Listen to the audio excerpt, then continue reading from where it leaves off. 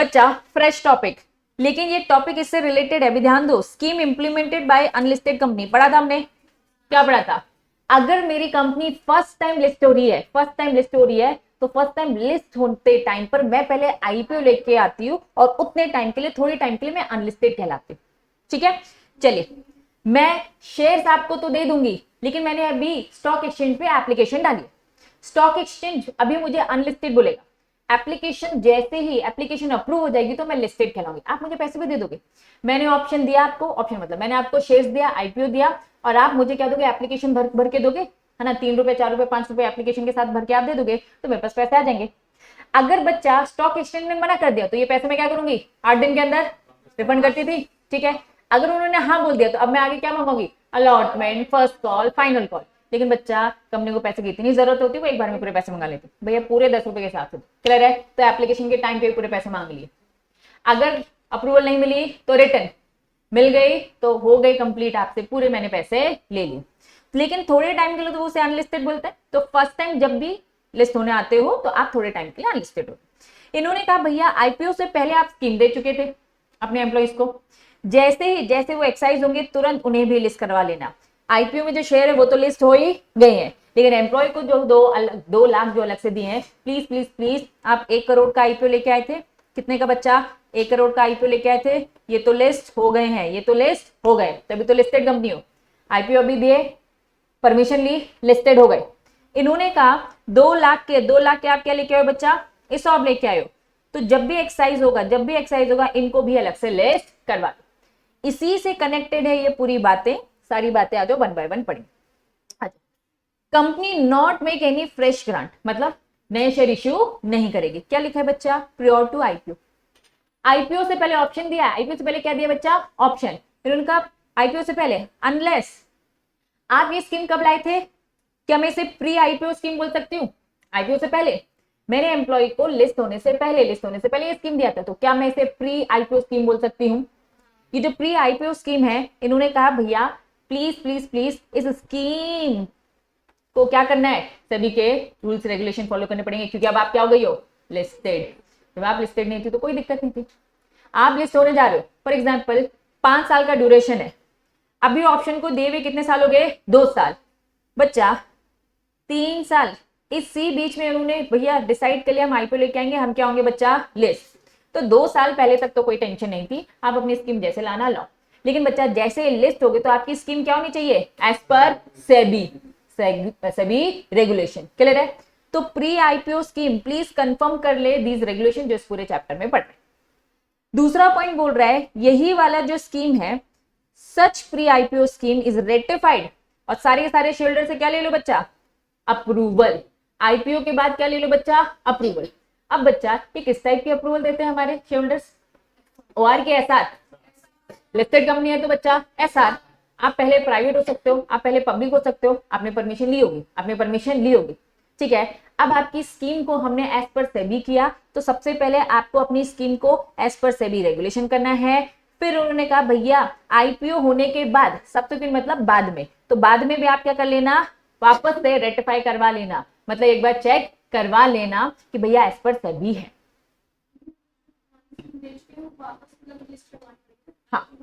हाँ, आईपीओ के बाद आपको वापस से लिस्ट करानी होगी। तो पहले इन्होंने कहा कि भैया शेयर होल्डर से आपने पहले दिखाई थी स्कीम, दिखाई थी, अब इस स्कीम में आपने क्या किया? एक्स्ट्रा सेबी के रेगुलेशन एड ऑन किया ना, पहले तो सेबी के रेगुलेशन नहीं थे। तो प्लीज ये स्कीम को एक बार शेयर होल्डर के सामने रखो, वो रेटिफाइड करेंगे, मतलब एसआर पास करेंगे। क्या करेंगे बच्चा? एसआर पास करेंगे। एसआर पास करने से उनको भी पता चल जाएगा कि हाँ सेबी के रेगुलेशन भी फॉलो हो गए। तब आप क्या कर सकते हो बच्चा? एक्सरसाइज करते वक्त फ्रेश इशू कर सकते हो। क्या ये बात समझ में आई? तो इन शॉर्ट पहला पॉइंट ये बोल रहा है, अगर आपने आईपीओ से पहले स्कीम का ऑप्शन दिया था तो जैसे ही आईपीओ लाते हो प्लीज अपनी स्कीम में सेबी के सारे रेगुलेशंस डाल लेना, और एक बार ये किससे चेक करवा लेना? अपने शेयर होल्डर से, वही तो है सारी परमिशन देने वाले। क्लियर है बच्चा? चलिए दूसरा पॉइंट, क्या स्कीम हम चेंज कर सकते हैं? पक्का? एसआर पास करके कर सकते हैं ना? वेरिएशन पढ़ा था। स्कीम ऑफर देने से पहले कर सकते हैं, ऑफर देने के बाद कभी भी कर सकते हैं, है ना? एक्सरसाइज करने से पहले, भैया एक्सरसाइज करने से पहले करना पड़ेगा, ठीक है। तो ऑफर ऑप्शन देने से पहले भी कर सकते हो, उसके बाद, लेकिन एक्सरसाइज के पहले ही होना चाहिए। पढ़ा था ये सब। चलो, इन्होंने कहा प्राइस चेंज कर सकते थे, वेस्टिंग पीरियड चेंज कर सकते हैं, पहले 2 साल का 3 कर दिया, 6 का 5 का कर दिया लेकिन ध्यान रखना हमेशा एम्प्लॉय के फेवर की बात होनी चाहिए, इंटरेस्ट की बात होनी चाहिए, ठीक है। चलो, नो चेंजेस, इन्होंने कहा ऑप्शन में चेंजेस नहीं करना, एप्रिसिएशन में चेंजेस नहीं करना। क्या लिख दिया? Pre IPO scheme. अभी हम पूरे टॉपिक यहाँ पे जो कुछ भी पढ़ रहे हैं, हम ये पढ़ रहे हैं भैया आईपीओ आ गया है, अब क्या। इन्होंने कहा प्री तो मत करना, है ना, पहले स्कीम दे दी थी, अब आईपीओ आ गया है। आईपीओ के मतलब पहले आप लिस्टेड नहीं थे, अब आप क्या हो गए हो? लिस्ट। तो अगर आप लिस्ट हो रहे हो तो उन्होंने कहा आपकी प्राइसिंग, आपके चेंज इन्वेस्टिंग पीरियड चेंज नहीं होंगे। लेकिन उन्होंने क्या वो ध्यान लेस क्या लिखा है? कुछ अनोखी बात बोली। इन्होंने बोला भैया प्री आईपीओ की जो स्कीम है चेंज कर सकते हो एसआर पास करके, बस नेगेटिव लाइन लिखी है यार, नहीं कर सकते जब तक अप्रूवल ना ले लो। सिंपल लिखो ना, कर सकते हैं through approval of share, that's it. ठीक है, बस लॉ की लैंग्वेज थोड़ी सी नेगेटिव खतरनाक बनाने का ट्राई करते हैं, आपको सिंपल लिखना है। समझ में आ गया? थर्ड, लिस्टिंग क्या बोल दिया? इसॉब हो चाहे परचेज वाली हो चाहे कौन सी बच्चा एप्रिसिएशन हो, कंपनी ऑप्टेन क्या लिखा है? इन प्रिंसिपल अप्रूवल क्या बताया था? अब आप लिस्टेड हो चुके हो, अब आप पहले से लिस्ट हो चुके, आईपीओ आ गया। अब जब भी आएगा तो आपको क्या करना है बच्चा? परमिशन लेके रखनी है कि सुनो हमने एम्प्लॉयज के लिए शेयर्स निकाले हैं, आएंगे हम। अभी यहाँ पे पढ़ाया था ना, यही तो लिखा है। स्कीम को पहले स्कीम को रेगुलेशन के अकॉर्डिंग करो, यही तो पढ़ रहे हैं। फिर क्या लिखा है? इन प्रिंसिपल अप्रूवल ले लो, फिर वो दिन जब आएगा एक्सरसाइज करने का उस दिन क्या करो? नोटिफाई। यही तो लिखा है कि भैया लिस्टिंग शेयर्स इनके जब भी वो टाइम आएंगे इन प्रिंसिपल अप्रूवल किससे लेके रख लो? स्टॉक एक्सचेंज से। वही बात लिखी बच्चा, रिपीट है, ठीक है। 1 2 3 पहले बताओ, ये 3 पॉइंट समझ आए? तो ये चौथे में जाऊंगी कि चौथा अलग बात कर रहे हैं, ये थोड़ा सा नई बात आपको मिलेगी। पहला दूसरा तीसरा रिपीट है। पहला पॉइंट क्या बोलता है? प्री इश्यू, ठीक है, तो भैया रेगुलेशन के हिसाब से और क्या करो? अप्रूवल। दूसरा पॉइंट क्या बोलता है? चेंजेस करने के लिए परमिशन। थर्ड पॉइंट क्या बोलता है? लिस्ट करा लेना, इन प्रिंसिपल अप्रूवल लेके रखो, जिस दिन आएगा भैया लिस्ट करा लेना। चल, इन्होंने कहा अगर holding company subsidy company, holding company subsidy company समझते हैं, ठीक है। चल, इन्होंने कहा भैया होल्डिंग कंपनी ने ऑप्शन दिया, किसको दिया बच्चा? सब्सिडरी कंपनी के एम्प्लॉइज को। होल्डिंग कंपनी ने दे सकते कि नहीं दे सकते? आराम से दे सकते। होल्डिंग कंपनी ने ये ऑप्शन दिया किसको बच्चा? अपनी सब्सिडरी कंपनी के। भैया ठीक है, ये होल्डिंग कंपनी ने अपनी सब्सिडरी कंपनी के एम्प्लॉइज को दिया ऑप्शन। इन्होंने कहा खर्चा भी किसने उठाया? कॉस्ट इनकर्ड बाय, पूरा खर्चा किसने उठाया? होल्डिंग कंपनी ने पूरा काम करवाया, कंडक्ट करवाया। तो इन्होंने कहा एक काम करो, डिस्क्लोज कर देना। किसके बच्चा? सब्सिडरी अकाउंट में नोट्स टू अकाउंट्स। आपके जो फाइनेंशियल अकाउंट्स होते हैं उसमें नोट्स टू जो अकाउंट होगा उसमें नोट्स बना के लिख देना कि भैया ये खर्चा किसने उठाया है? होल्डिंग कंपनी ने। वापस सिंपल, होल्डिंग कंपनी ने अपनी सब्सिडरी कंपनी को, हम यादव कॉलोनी ने रामपुर के एम्प्लॉइज को दिया। पूरा खर्चा किसने उठाया बच्चा? होल्डिंग कंपनी ने। उनके अकाउंट्स में क्या दिखेगा कि होल्डिंग कंपनी ने उठाया। अब बच्चा वो रिम्बर्स करेंगे हमारा खर्चा, ठीक है। तो उन्होंने कहा दोनों में दिखा देना। वो जब हमें रिटर्न करेंगे पैसा तो अब मुझ में भी दिखेगा, मेरे अकाउंट से भी क्या दिखेगा? हमने इतना खर्चा किया था, रिइंबर्स हो गया। उनके अकाउंट से भी क्या दिखेंगे? इतना खर्चा होल्डिंग कंपनी ने किया था, सब्सिडरी कंपनी ने उसे पे कर दिया। रिइंबर्स मतलब क्या? वापस करना। क्लियर है बच्चा? क्लियर है बच्चा? चलिए रीड कर रही हूं, कौन सा point? Fourth, holding company issue किसको? सब्सिडरी कंपनी को। खर्चा कौन उठा रहा है बच्चा? होल्डिंग। डिस्क्लोज क्या करना? फाइनेंशियल अकाउंट के उसमें। Fifth point, continue subsidiary company reimburse of the cost, मतलब वापस चुका रही है। तो क्या बोल दिया? बोथ सब्सिडरी और होल्डिंग कंपनी दोनों के नोट्स ऑफ अकाउंट में दिखेगा। क्लैरिटी है? पक्का? चलिए नीचे वाला पॉइंट बच्चा 6 पॉइंट, कंपनी अपॉइंट करेगी किसको? Merchant banker. मर्चेंट बैंकर के आगे क्या लिखा है? रजिस्टर्ड। का रजिस्ट्रेशन होता है? सेबी। पढ़ा था सेबी चैप्टर में, सेबी इसका रजिस्ट्रेशन उसका रजिस्ट्रेशन सब जाके वहीं करवाते हैं। रजिस्टर्ड मर्चेंट बैंकर को अपॉइंट करेगा। बच्चा मैंने कहा था आपको आईपीओ में बहुत बड़ा रोल होता है किसका? मर्चेंट बैंकर का। वापस से बोल रही हूं, याद रखना, जब कभी भी इश्यू लेकर आते हैं एक मर्चेंट बैंकर होता है, नाम से समझो बैंक ही होंगे ये सब, ठीक है, जो पूरा आईपीओ का काम उठाएंगे। बच्चा यहाँ हम शेयर्स को भी क्या कर रहे हैं? शेयर इशू कर रहे हैं। जब जब शेयर इशू करना आएगा मर्चेंट बैंकर का रोल आता है। ये बैंक्स होते हैं जो कि हेल्प करते हैं कंपनी को पूरी प्रोसेस में। आज का टाइम बच्चा डिमैट अकाउंट का हो गया है, फैसिलिटी बहुत अच्छी होगी। पहले तक अगर मैं बोलूं तो बैंकों का सहारा लेना पड़ता था। हमें हमें अगर एप्लीकेशन चाहिए, फॉर एग्जांपल मैं कह रही हूँ मैं आईपीओ लेकर आ रही हूँ, ठीक है, अब मैं आईपीओ लेकर आ रही हूँ तो बच्चा मैं ये फॉर्म कहाँ से लूँ, मुझे एप्लीकेशन फॉर्म भरना है, मुझे ऑफर कहाँ से मिलेगा। तो क्या होता था, बहुत सारी जगहों पे, फॉर एग्जांपल रिलायंस कंपनी अगर इशू लेकर आ रही है तो बच्चा जबलपुर में उन्होंने एक सेंटर बना दिया, इंदौर में, भोपाल में एक सेंटर बना दिया, तो कुछ कुछ अलग सेंटर्स बनाते हैं। उन सेंटर में काम किसको दिया जाता था बच्चा, बैंकों को। फॉर एग्जाम्पल ये एसबीआई बैंक को दे दिया कि भैया जिसको भी रिलायंस कंपनी के शेयर खरीदने, किससे ले लेंगे बच्चा, फिजिकल चलता था ना पहले मार्केट, तो बाजू वाले एसबीआई बैंक से जाएगा, फॉर्म लेकर आएगा, एप्लीकेशन बनी, क्या करेगा, भर कर दे देगा। अब तो डिमैट अकाउंट हो गया है, लेकिन डिमैट अकाउंट भी कौन खुलवाते, बैंक ही तो खुलवाते हैं। अगर मैं डिमैट अकाउंट की बात करूं, कौन खुलवाते हैं, बैंक। तो एक मर्चेंट बैंकर होता है, एक बड़ा बैंक अपने अंडर में बहुत छोटे छोटे बैंकों को रखता है, पूरा का पूरा आईपीओ कंडक्ट करवाता है। तो ये काम आसान किसके दम पे हो रहा है बच्चा, मर्चेंट बैंकर के दम पे। तो अगर इश्यू आएगा, शेयर को इश्यू किया जाएगा, तो मर्चेंट बैंकर का काम भी आएगा। एक चैप्टर है एलओडीआर, पढ़ाऊंगी डिटेल में उसमें, और कॉन्सेप्ट हम उसमें समझेंगे मर्चेंट बैंकर। अभी ये समझो, अगर कंपनी को शेयर इशू करना है तो किसकी हेल्प लेनी पड़ेगी, मर्चेंट बैंकर। मर्चेंट बैंकर कौन सा, रजिस्टर्ड, मतलब कहां रजिस्टर्ड, सेबी के पास। तो बच्चा अब शेयर्स को भी क्या कर रहे हैं, एम्प्लॉइज को भी क्या कर रहे हैं, इशू कर रहे हैं। जब जब शेयर इशू होंगे तो मर्चेंट बैंकर आएंगे, चाहे वो आईपीओ हो चाहे वो कुछ भी हो। ठीक, चलिए, कंपनी शैल अपॉइंट किसको, रजिस्टर्ड मर्चेंट बैंकर को। इंप्लीमेंट करवाएगी पूरी की पूरी स्कीम टिल दी स्टेज, जब तक क्या ना मिल जाए, अप्रूवल ना मिल जाए, तब तक इसका रोल रहता ही रहता है। क्लैरिटी है। क्या पढ़ा हमने, हेडिंग बताओ, कंप्लायंसेस एंड कंडीशन, लेकिन किसकी, प्री इशू की। स्टार्टिंग के 3 पॉइंट किसके थे, प्री इशू के। पहला IPO, sorry pre IPO scheme. अगर आपकी पहली की स्कीम है तो सेबी के अकॉर्डिंग कर लो, और एक बार किसे रेटिफाई कर दो, शेयर होल्डर से। आपको चेंजेस करने कर सकते हो, लेकिन क्या करो, एसआर पास करवा लो। चलिए, इन्होंने कहा भैया अब आईपीओ तो लिस्ट हो गए, आपके भी 5 साल बाद होंगे, तो जब भी होंगे उन्हें पहले अप्रूवल लेके रख लो, करवा लेना। क्लैरिटी है। 4th 5th कनेक्टेड है, होल्डिंग कंपनी अगर खर्चा उठा रही है तो सब्सिडी में देखना चाहिए, रिएम्बर्स करे तो दोनों में देखना चाहिए। एंड लास्ट पॉइंट बच्चा, इन जनरल बोल दिया, जनरल बातें मर्चेंट बैंकर रहेगा, इन प्रिंसिपल अप्रूवल तक वो आपकी पूरी हेल्प करते हैं, मतलब अप्रूवल लेने में भी उसका बहुत बड़ा रोल होता है, हर जगह उसका रोल होता है, मर्चेंट बैंकर याद रखना। ठीक है, चलिए यहां तक समझ में आ गया।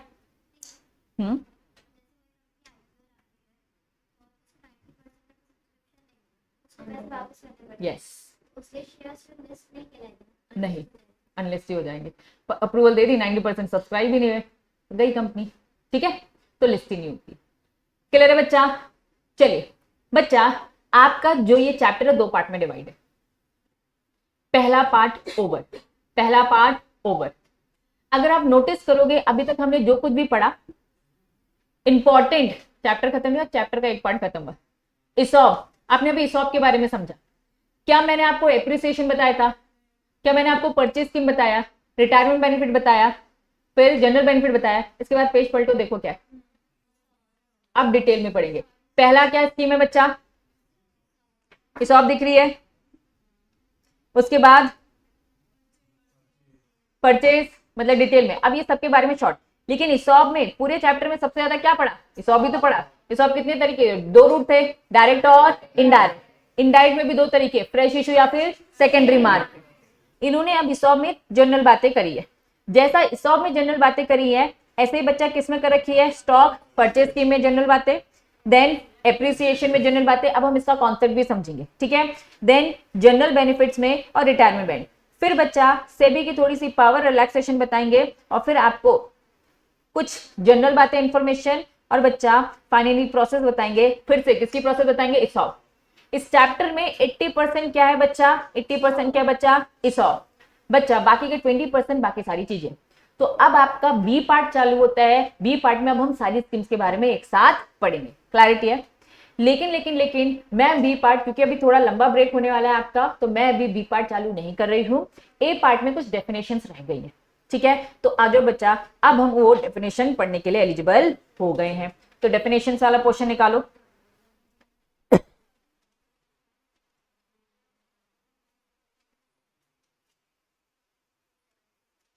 चलिए बच्चा, अब ये डेफिनेशंस दिख रही है, पेज नंबर क्या है बच्चा, 270।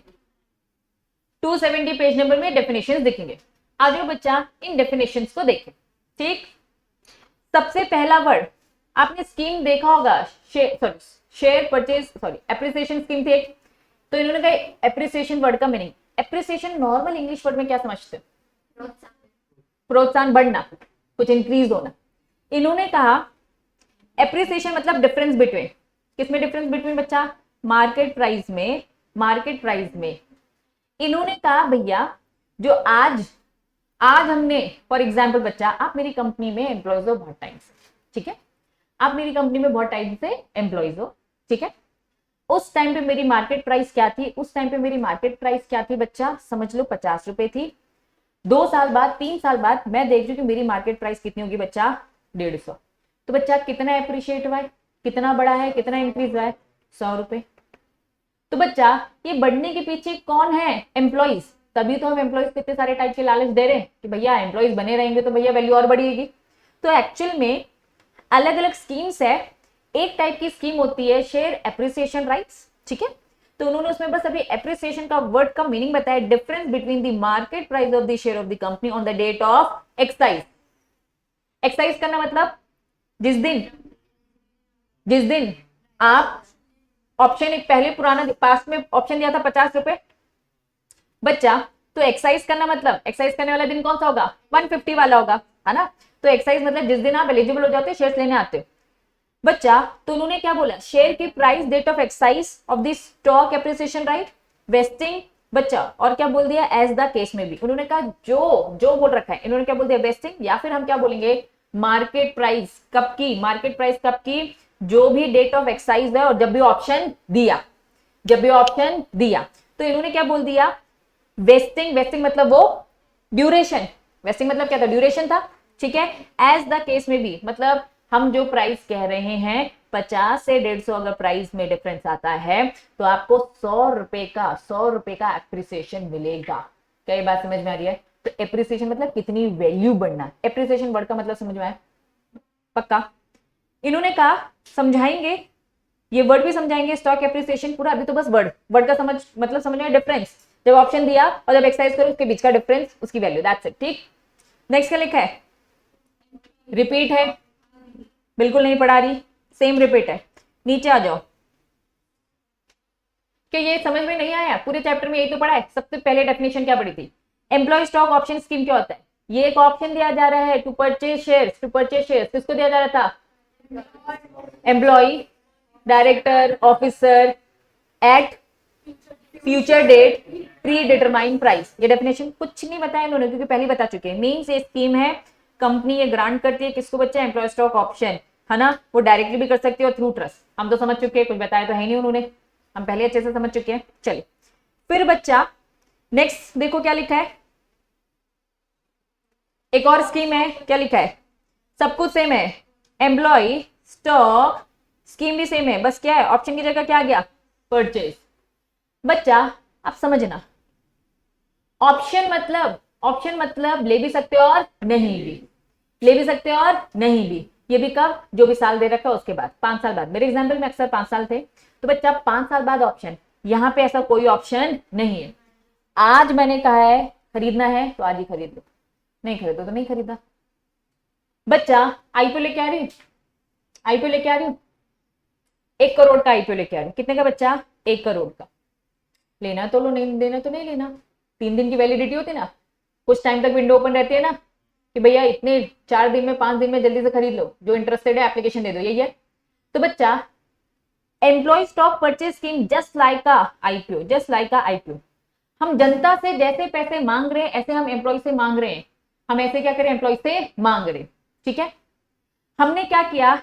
1 करोड़ जनता को दिया है, लेकिन उसमें से हमने क्या बोला कि भैया 1 करोड़ नहीं 90 लाख दिए। कितने दिए बच्चा? 90 लाख, या फिर समझ लो 98। जनता को कितने दे रखे हैं? 90 लाख का आईपीओ आया है और 2 लाख किसके लिए रिजर्व कर दिया?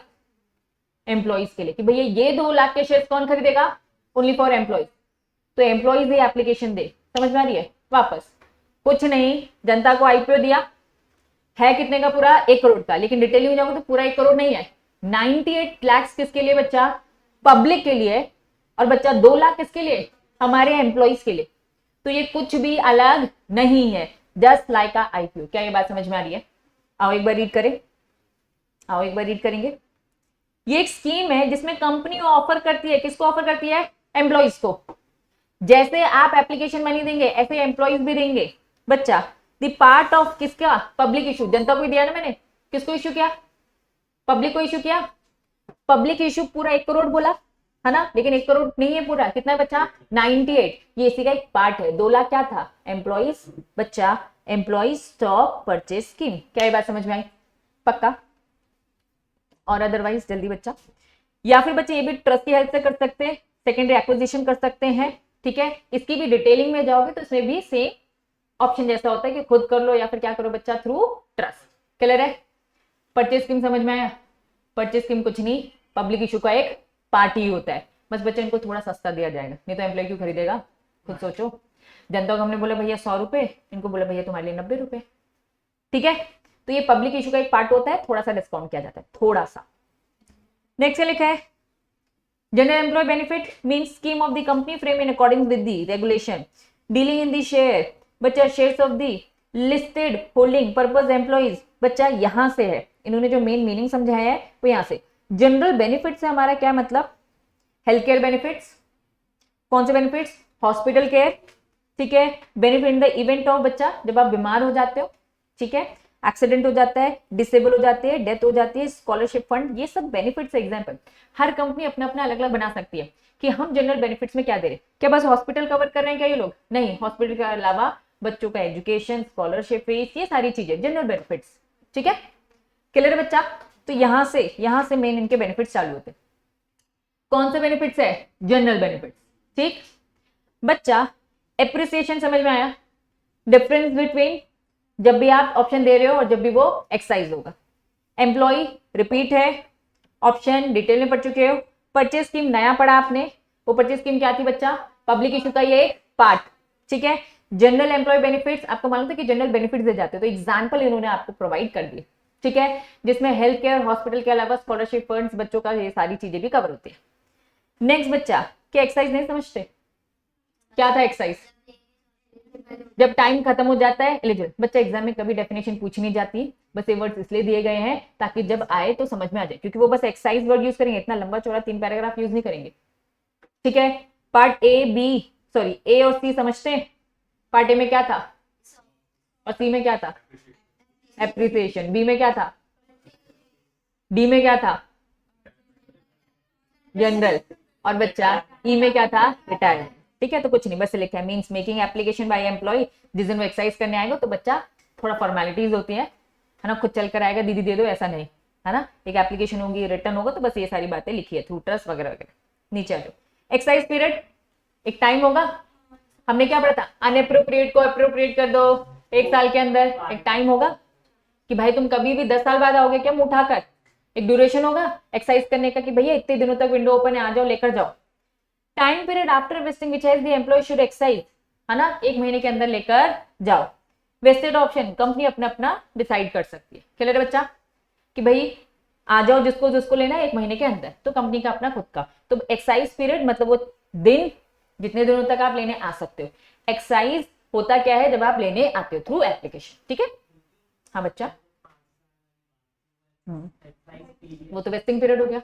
वापस वापस वापस वापस, वेस्टिंग पीरियड क्या होता है, वो 5 साल जब आप काम कर रहे हो, ठीक है।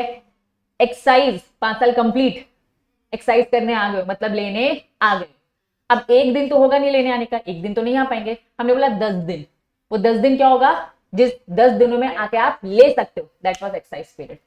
क्लियर है, हाँ 5 साल के बाद ही आएगी कि अब एक्सरसाइज होना चालू हो गया है, आकर शेयर्स लेकर जाइए, लेकिन ये 1 महीने के अंदर अंदर लेकर जाने का। और 10 साल रुके रहेंगे क्या तुम लोग के लिए, एक तो पहले काम करवाए तुम लोग से, आ नहीं रहे हो, ठीक है। एक्सरसाइज प्राइस क्या होगी, प्री डिटरमाइंड प्राइस थी ना, वही होगी, 100 रुपए में पहले ही बोल दिया था, मार्केट में जो रेट चले। ग्रांट मतलब ऑप्शन देना, डिटेल में नहीं पढ़ रहे बच्चा, ठीक है। ग्रांट डेट होगी जिस दिन ऑप्शन दिया, ऑप्शन जो दिया जाता है, खरीदो तो खरीद लो, नहीं तो नहीं, ठीक है। ऑप्शन क्या लिखा है, एक गारंटी जिसको मिल रहा है बच्चा, यहां पे क्या लिखा है, ग्रांटी लिखा है, ठीक है। ग्रांटी मतलब जिसे मिल रहा है, अगर ओवर लिखा रहता तो जो दे रहा है, कंपनी देने वाला, ट्रस्ट भी तो हो सकता है ना, अगर इनडायरेक्ट रूट से जा रहे, मिलने वाला एम्प्लॉय, ग्रांटी, ठीक है। रिलेवेंट डेट, रिलेवेंट डेट क्या होगी? 30 दिन पर, है ना, सबकी रिलेवेंट डेट बदलती रहती है। बच्चा वो रिलेवेंट डेट कहाँ पड़ी थी? सर्टिफिकेट में पढ़ा था, सबका रिलेवेंट डेट अलग अलग होता है, तो स्मार्ट वर्क किया जाता है, हम बोलते हैं ना प्रिस्क्राइब फॉर्म, ऐसे बोलते हैं, प्रिस्क्राइब पेनल्टी, तो ऐसे प्रिस्क्राइब रिलेवेंट डेट, है ना। चलो, तो रिलेवेंट डेट मतलब उन्होंने कहा डेट ऑफ मीटिंग, किसकी मीटिंग? कंपनसेशन कमेटी के ऑन भी जिस दिन ऑप्शन ग्रांट किया गया है, ठीक है, या फिर इन द एक्साइज डेट इन्होंने, ठीक है। इस रिलेवेंट डेट में घुसने की जरूरत ही नहीं है, सबकी डेट बदलती रहती है, कितना ही याद करोगे। रिटायरमेंट बेनिफिट्स मतलब जनरल बेनिफिट, समझ में आ गया ना। रिटायरमेंट बेनिफिट इन्होंने क्या बोला भैया, जो भी बेनिफिट दे रहे, फॉर एग्जाम्पल जैसे कि उन्होंने क्या बोल दिया, providing retirement benefit to employee subject to compliance, कुछ भी एग्जाम्पल नहीं दिया है, जो देना चाहते हो। पेंशन मतलब इन्होंने बताई नहीं, इन्होंने कहा जो भी रिटायरमेंट के बाद आप देते हो, कुछ पैसे देते हो, कुछ पेंशन देते हो, हॉस्पिटल की फैसिलिटी भी देते हो थोड़ी बहुत, अपनी कंपनी की मर्जी मर्जी है ना, किसको देना है किसको नहीं देना है। बच्चों की स्कॉलरशिप भी दे सकते हैं, जनरली मतलब काम करते करते देना, थोड़ी सी ज्यादा दी जाती है, तब याद रखना जब बंदा काम करता है तो फैसिलिटी ज्यादा होती है, रिटायरमेंट के बाद फैसिलिटी थोड़ी कम हो जाती है ना। तो अभी 100% अगर वो पूरा कवर कर रहे होंगे एक्सपेंस जो भी होगा रिम्बर्स, लेकिन बच्चा रिटायरमेंट में 50%, 80%, 70% सब अपना अपना डिसाइड कर सकते हैं। क्लियर है बच्चा?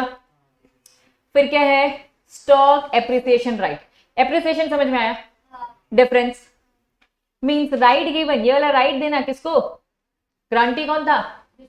जिसको दिया जा रहा है, एम्प्लॉय, ठीक है।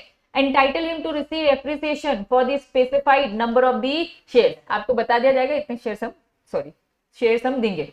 Company worth settlement of such appreciation may be made by way of cash, वो चाहे तो क्या कर सकती है, कैश के फॉर्म में भी दे सकती है और शेयर्स, समझना। हमने कहा भैया 50 का कितना हो गया बच्चा?